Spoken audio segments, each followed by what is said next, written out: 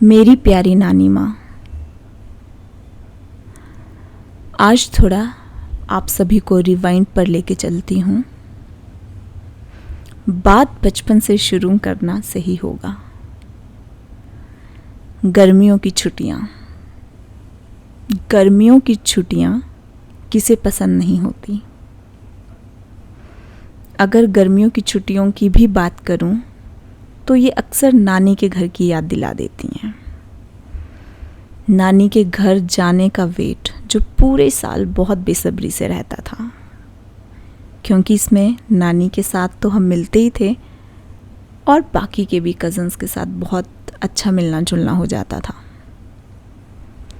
कुछ ऐसे था मेरा नानी का घर, पुराना सा, मिट्टी का, लेकिन वहाँ की बात ही कुछ और थी, क्योंकि वहाँ हम यादें जो इकट्ठी कर रहे थे, किसे पता था वो यादें पूरी उम्र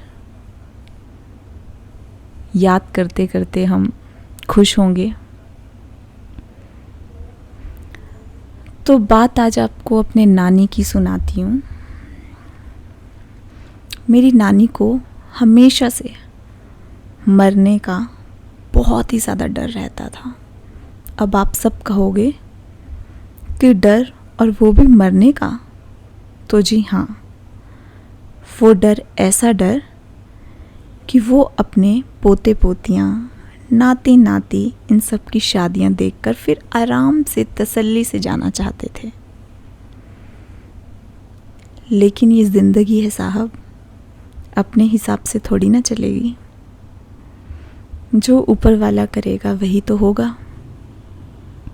फिर क्या था, वो दिन भी आ गया और मेरी नानी भी एक दिन चले गए हम सबको छोड़ के अपनी नई दुनिया में,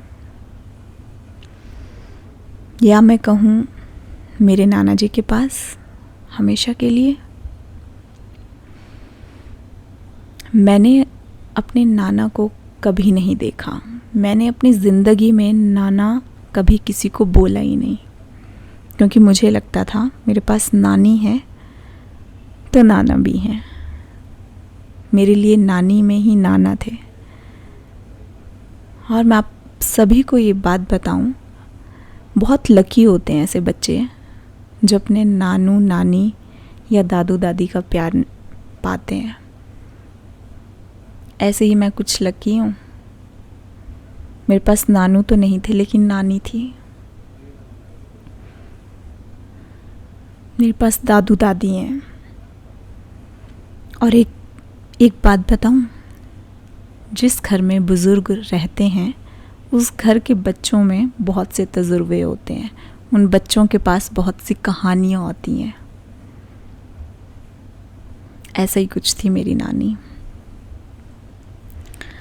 आधी ज़िंदगी तो नाना के बिना ही निकाल दी उन्होंने, लेकिन अपना पूरा परिवार को आगे बढ़ते हुए देखकर गई है मेरी नानी। नानी की याद में क्या कहना, कुछ अधूरा सा रह गया है यहाँ, लेकिन लगता है कहीं ना कहीं तो ज़रूर कुछ पूरा हुआ होगा। नानी का घर शायद अब नानी का नहीं रहा, या ऐसा कह लो जब नानी के घर जाना होगा तो वहाँ नानी नहीं दिखेंगी। बहुत कुछ अधूरा छोड़ के गई हैं वो। शायद इस जन्म में या इस ज़िंदगी में किसी का भी पूरा कहाँ होता है, कहीं ना कहीं अधूरा तो रह ही जाता है। नानी से एक बार मैंने पूछा, नानी आपके बाल बहुत बड़े हैं, इन्हें चलो थोड़ा कट करती हूँ। तो पता है मेरी नानी ने क्या जवाब दिया? वो कहते, तुझे पता है जब एक दिन मैं ये दुनिया छोड़ के जाऊंगी और कहीं तेरे नानू से मिलूंगी तो वो क्या कहेंगे? वो कहेंगे मुझे तुम्हारे लंबे बाल पसंद थे, तुमने उसे भी कटवा के आ गई। सोचो, उस टाइम में बहुत ज़्यादा हंसी, और इतना हंसी मैंने कहा हद करते हो यार आप नानी। नानी कहती, नहीं बेटा, ये होगा, मैं अपने साथ और क्या लेके जाऊंगी तेरे नानू के पास, सिर्फ जो उनको पसंद है मेरे लंबे बाल वही तो जाएंगे। तब तो शायद मैं नादान थी, मैंने बहुत मजाक भी बनाया, बहुत हम हंसे, लेकिन आज मुझे ये एक्चुअल में समझ आता है।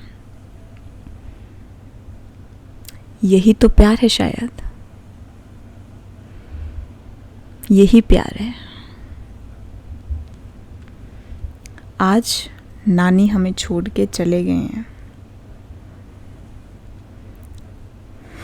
लेकिन शायद कोई जानता तो नहीं, क्या पता आज नानी कहीं ना कहीं खुश हों, क्योंकि इतने लंबे इंतज़ार के बाद नाना जी से जो मिले होंगे आज वो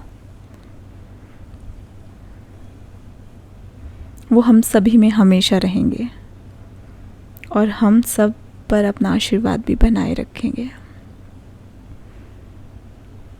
वी ऑल लव यू नानी।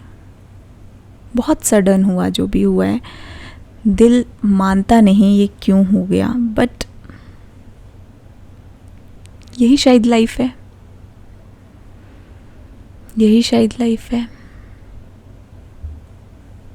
बहुत सी प्लानिंग्स सब लोगों की रह जाती है, अरे हम तो यहाँ तक पहुँचने पे ये चीज़ करेंगे, अरे हम अपने 50s में ये करेंगे, हम 70s में ये करेंगे, 30s में ये करेंगे, बट किसको क्या पता है एक दिन ऐसा आएगा उसके बाद हम कुछ कर ही नहीं सकते।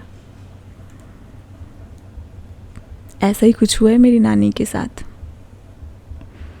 उनकी हम सब बच्चों की शादी देखना एक ड्रीम था, मानो मेरे सब कज़न्स का, अपने पोते पोतियाँ, नाती नातिन सबका, बट देखो वो भी तो कुछ अधूरा रह गया ना।